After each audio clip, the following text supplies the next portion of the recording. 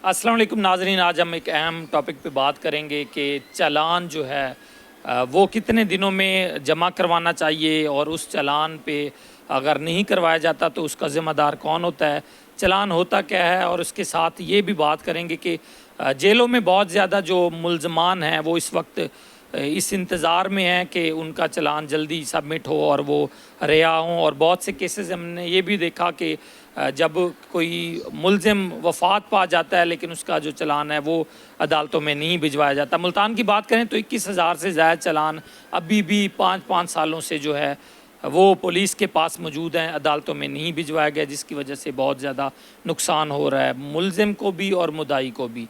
इस हवाले से हाई कोर्ट मुल्तान के डिवीज़न बेंच का एक बड़ा फ़ैसला भी सामने आया, जिसमें जस्टिस अली ज़िया बाजवा और जस्टिस शहबाज रिजवी की सरबराही में ये केस था। 2 साल से मुल्ज़मान जो कैद में थे, जिनकी ज़मानतें ख़ारिज हो चुकी थी लेकिन उनका चालान अदालतों में ना भिजवाने की वजह से वो सफ़र कर रहे थे और उनका केस जो है वो लटका हुआ था।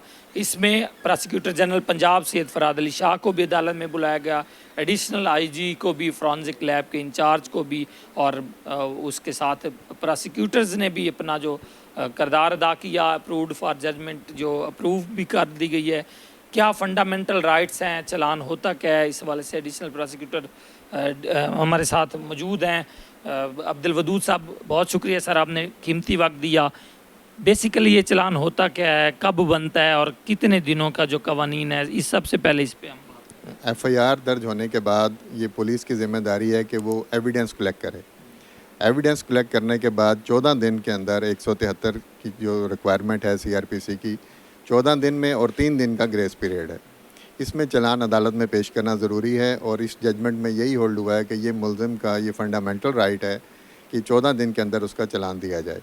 3 दिन ग्रेस पीरियड है और फिर 3 दिन का पीरियड दिया गया है प्रोसिक्यूटर को फॉर स्क्रूटनी। अच्छा, कवानीन मौजूद थे, क्या समझते हैं उन कवानीन पर अमल दरामद नहीं हो रहा था और इस जजमेंट का क्या फ़ायदा होगा? असल में कवानीन तो मौजूद हैं और वो डायरेक्शंस भी ऑफ लॉ भी मौजूद है, लेकिन उसमें कोई ऐसा पैरामीटर नहीं था कि जो उसकी वायलेशन कर रहे हैं उनको सज़ा दी जाए। इस जजमेंट में हाई कोर्ट ने ये जो प्रोसिक्यूशन है, इन्वेस्टिगेशन का जो शोबा है और जो जुडिशरी है, उन तीनों के इसमें ज़िम्मेदारियाँ तय कर दी हैं और कहा गया है कि वो अपनी अपनी ज़िम्मेदारियाँ अगर पूरी नहीं करेंगे तो उनके खिलाफ भी कार्रवाई की जाएगी। कौन कौन सी जिम्मेदारियां हैं और चालान सबमिट करने के लिए किस चेन से ये चालान गुजर के अदालतों में पहुंचता है?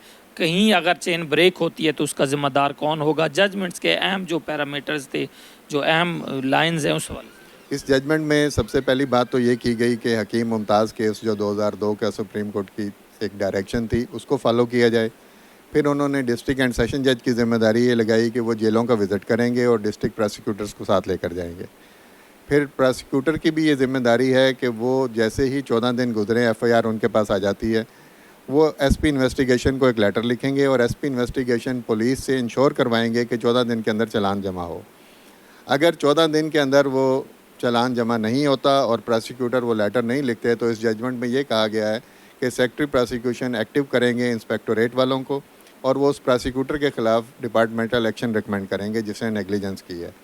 और अगर वो negligence on the part of police officer है तो एसपी इन्वेस्टिगेशन को और आईजी को इसमें डायरेक्शन दी गई हैं कि वो उन पुलिस ऑफिसर के ख़िलाफ़ कार्रवाई करें जो इस गफलत के मुर्तकब हुए हैं।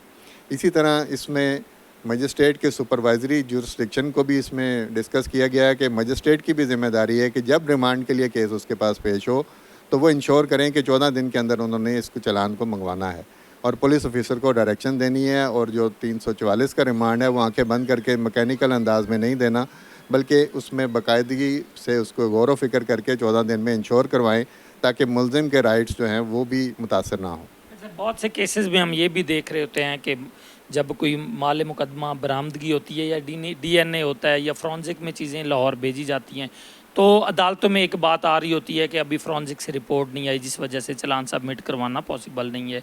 तो फोरेंसिक की पर भी इस केस में कोई जिम्मेदारी डाली गई? फोरेंसिक वालों को भी इसमें डायरेक्शन दी गई है कि जितनी जल्दी हो सके वो अपनी रिपोर्ट इसमें पेश करें। फोरेंसिक के डायरेक्टर इसमें पेश हुए थे, उनकी लॉ ऑफिसर पेश हुई थी, लेकिन साथ ही कानून ने एक रास्ता भी दिया हुआ है। अगर कोई फोरेंसिक रिपोर्ट नहीं आई तो ना मुकम्मल चालान 14 दिन में दे दें और जैसी फोरेंसिक की रिपोर्ट आएगी उसके साथ वो मुकम्मल चालान के साथ अदालत में पेश कर दें। तो लेकिन यहाँ पे बदकिस्मती ये है कि कई कई साल गुजरने के बावजूद, इस केस में भी 2 साल गुजर चुके थे, चालान अदालतों में पेश नहीं होता और ये नेग्लिजेंस बढ़ती चली जा रही है। और बल्क की वजह से अब प्रोसिक्यूटर भी इस पोजीशन में नहीं है कि नंबर ऑफ़ केसेस को डेली बेसिस पे निकाल सकें। अच्छा, ये भी बताइएगा कि ये जजमेंट जहाँ पे बहुत ज़्यादा फ़ायदा मंद है, आम रूटीन में जब कोई चालान बरवक्त जमा नहीं करवाया जाता और जैसा हमने देखा 5-5 साल से केसेस के चालान नहीं भिजवाए गए, एक कंप्लेनेंट होता है, दूसरा मुलजिम होता है, तो इसमें फ़ायदा किसको हो रहा होता है और बरवक्त चालान जमा ना करवाने से क्या क्या नुकसान हैं? फौरी तौर पे तो मुलजिम को ये नुकसान हो रहा होता है कि वो जेल में पड़ा होता है और अगर उसके ख़िलाफ़ कोई ऐसा केस है जिसमें कोई एविडेंस नहीं है और उसने बरी होना है तो वो जल्दी बरी हो जाएगा। दूसरा नुकसान होता है कंप्लेनेंट को और प्रोसिक्यूशन को। गवाहान जो हैं वो अल्लाह जो है वो कादिर है, उनकी ज़िंदगी नहीं रहती, गवाहान मुल्क से बाहर चले जाते हैं, गवाहान के ऊपर कोई अनड्यू प्रेशर आ जाता है तो वो विटनेसेस की जो जो एक क्वालिटी है वो इफ़ेक्ट हो जाती है, तो उसकी वजह से भी एक्विटल्स होती हैं।